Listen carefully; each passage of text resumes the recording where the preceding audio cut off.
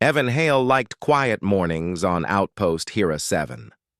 The small human research base stood alone on a calm alien moon, surrounded by soft blue sand and thin silver grass that waved in the cold wind. Most humans found this place boring, but Evan enjoyed the silence. He liked simple work, simple tools, and simple problems.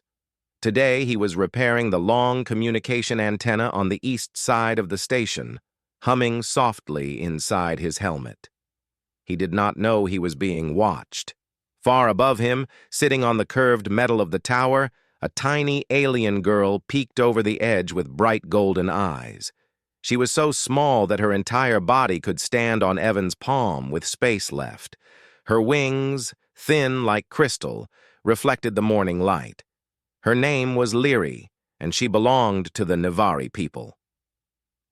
They lived deep in the forest-like caverns far from the human base, but Lyri was curious, far more curious than anyone in her tribe. Her elders had told many stories about humans. They said humans were giant creatures who walked like slow mountains. They said humans crushed the ground when they stepped, and their voices shook the air. They also said something else, something that made every young Nivari imagine humans differently. They said humans were soft, warm, and comfortable. They said a Nivari could sit on a human's body and feel like they were sitting on a pillow. Lyri wanted to test it. She had seen Evan many times from far away. He worked slowly and calmly. He was never angry, never loud, never dangerous. To Lyri, he looked like a safe giant. Today, when she saw him alone outside the base, she decided this was her chance. So she waited until he sat down for a moment to rest. His back leaned against the antenna, and he sighed softly inside his helmet. She fluttered her wings quietly. The air vibrated, but not loud enough for Evan to hear. She took a breath and pushed forward, gliding toward him. In her mind, she imagined herself landing on his shoulder, sitting proudly, and then returning to her tribe to say she had sat on a human giant without fear. She did not expect what happened next. Just as she reached his shoulder, Evan lifted his arm to wipe dust from his visor. The movement was normal to a human, small and slow. But to Lyri it was like a moving wall of wind. The air around his suit shifted, creating a tiny gust. Lyri tried to stabilize herself mid-air, but she lost control and tumbled, her wings spinning uselessly. She fell straight into Evan's open toolkit. Her small body bounced off a tiny wrench and rolled between metal bolts. She sat up quickly, shocked, confused, and embarrassed. She had imagined a graceful landing, not this noisy crash. Inside his suit, Evan heard something, a tiny clink of metal that didn't sound like his tools. He opened the kit, looked down, and froze. A tiny creature was sitting inside, rubbing her head with both hands. She looked up at him with wide, golden eyes. For a moment, neither moved. Evan blinked slowly. Lyri squeaked softly in surprise and tried to hide behind a screwdriver. Evan didn't move his hand. He didn't even breathe loudly.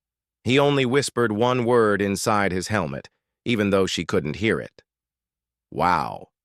He had seen pictures of Nivari from reports, but he had never seen one this close. She was beautiful in a strange, delicate way.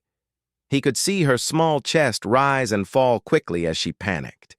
He did not want to scare her. Very slowly, he lowered one finger into the toolbox, not touching her, just offering a sign that he wasn't a threat. Lyri peeked at his hand. Her tribe always told her, humans are dangerous only if they feel threatened. Move calmly, show no fear, trust your instincts. She stepped out from behind the screwdriver but stayed far from his finger. Evan smiled behind his visor. He spoke softly, even though she couldn't hear. It's okay. I won't hurt you. Lyri didn't understand human language well, but she sensed the calmness in his voice. She tilted her head and took one brave step toward the edge of the toolbox. Evan moved his hand a little closer, slowly. like he was reaching out to a fragile butterfly. She placed her tiny hand on his finger. Her hand was warm. Evan froze again, not out of fear but from amazement. She then climbed carefully onto his palm, her tiny feet tapping lightly on his glove. Evan lifted her gently out of the toolbox and held his hand close to his visor so he could see her better. Leary expected him to be rough or careless, but his hand was steady. She could feel the soft vibration of his heartbeat through the glove. She sat down on his palm, hugging her knees, still shy but no longer afraid. Evan whispered, "You're adorable." Leary blinked, confused, not knowing what the word meant. But she liked the tone. As Evan held her, she started studying him. His suit, his visor, the small scratches on his gloves. She expected humans to be clumsy giants. But he handled her with calm skill. He didn't shake, didn't squeeze, didn't drop her. He supported her with care she didn't expect. After a moment, Leary pointed at his shoulder, then at herself. Evan understood instantly. "You want to sit there?" She nodded quickly, wings fluttering a little. He moved his hand slowly until she could step onto his shoulder. She grabbed the edge of his suit and climbed up. When she finally sat down, she puffed her chest proudly. This time, nothing pushed her away. Evan stayed still, smiling behind the visor. Leary felt like she was sitting on a warm rock. It wasn't exactly like a pillow. The stories from her tribe were wrong, but it was comfortable in a different way. She liked the height. She liked the view of the base from his shoulder. She liked the way he stayed calm to avoid disturbing her. She leaned against his helmet, her wings folded behind her, studying everything around her. Evan slowly stood up. Her tiny arms held tightly to his helmet strap, but she didn't fall. He walked slowly so she wouldn't lose balance. Leary was amazed.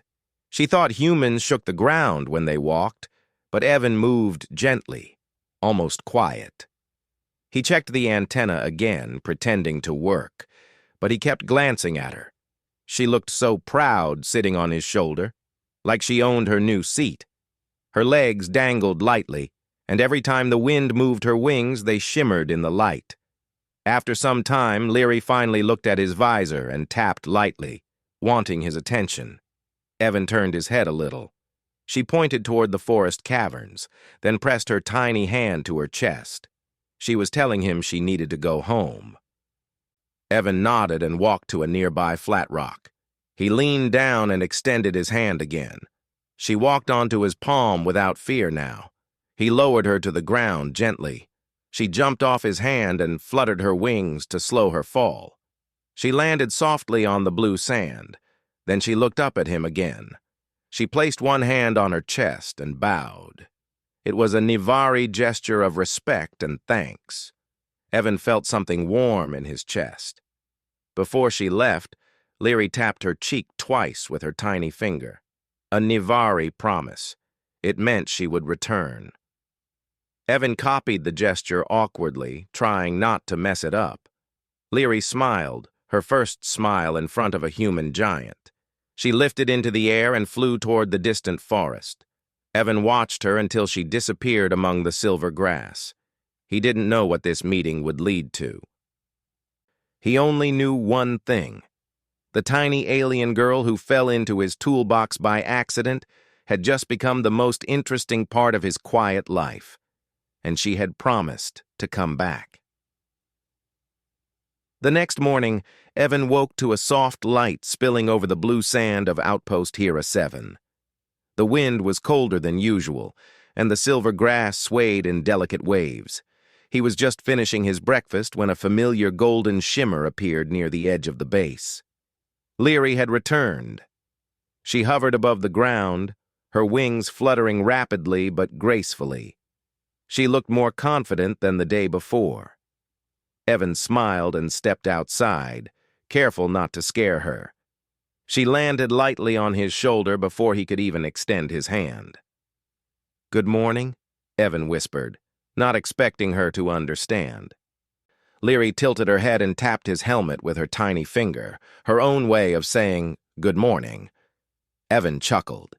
He had been alone on this moon for months, and now this tiny creature had already become part of his daily routine.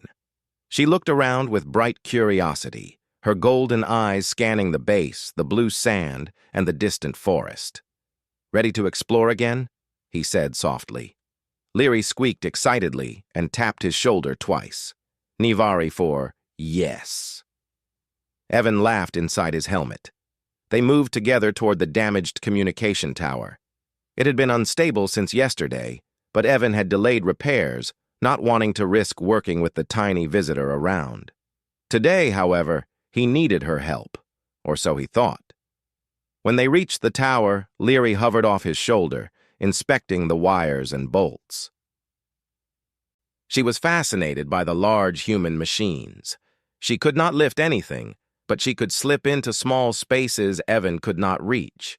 She darted between panels and pipes, her tiny fingers probing every corner, while Evan adjusted larger components carefully. Suddenly, a small energy pulse shot out from the tower. It was not dangerous to humans, but to someone as tiny as Leary, it was like a sudden gust of wind. She squealed and nearly fell. Evan reacted instantly, catching her in his large hand before she could hit the ground. "You okay?" he whispered. Leary nodded, her tiny wings fluttering in relief. She was surprised by his speed. She had thought humans were slow, clumsy, and cumbersome, but Evan had reacted with precision and care, proving her assumptions wrong. She looked at him with admiration, tiny golden eyes wide. Humans were not soft pillows, she thought, but they were capable, strong, and careful, maybe even wise. Leary felt herself trusting him more than ever. They continued their work together, Evan managing the heavy tools and Leary moving through tight spaces. Every time she tapped a wire or pointed out a loose panel, Evan nodded, impressed. She was clever, even if tiny. Together they managed to stabilize the tower faster than Evan could have alone. After the repairs, Evan leaned against the base of the tower, exhausted. Leary hopped onto his shoulder again, her tiny form warm against his suit. She looked at the horizon, thinking about her tribe and the stories she had been told. She had expected humans to be slow, clumsy, maybe dangerous. Instead, she had found a giant who was gentle, strong, and brave. One who cared about her safety more than his own comfort. One who had protected her without hesitation. Leary realized something she had never expected. Humans were not just giant creatures to watch from a distance. They were heroes, capable of acts she could only imagine in her wildest dreams. Evan smiled behind his visor, feeling her tiny weight on his shoulder. He did not know exactly what she was thinking, but her bright gaze and steady presence told him she trusted him. A strange warmth filled him. He had been alone for months, and this tiny alien had changed that. She tapped his helmet twice again, and Evan understood. It was her way of asking if he would help her return to her tribe safely. He nodded and gently lifted her into his hand. She climbed into his palm without fear this time, trusting him completely. Evan carried her toward the silver grass and the distant forest caverns. She hovered lightly above his hand, scanning the landscape, ready for anything. She pointed toward a narrow path between tall silver trees, signaling the correct route to her home. Evan followed carefully, avoiding rough rocks and hidden dips. Along the way, they encountered small challenges. A sudden gust of wind from the moon's surface swept across the sand, strong enough to make Leary wobble. Evan extended his hand and caught her instantly. She squeaked and tapped his finger in thanks. Another moment confirmed her admiration for humans. They were quick, aware, and capable of protecting even the smallest beings. They reached the edge of the forest-like caverns where Leary's tribe was waiting. The elders had seen the golden shimmer of her wings and rushed forward, alarmed. They had feared she had been lost or captured by a dangerous giant. Now they saw her safe in Evan's hand. "Return her safely," one elder said, voice trembling with both awe and relief.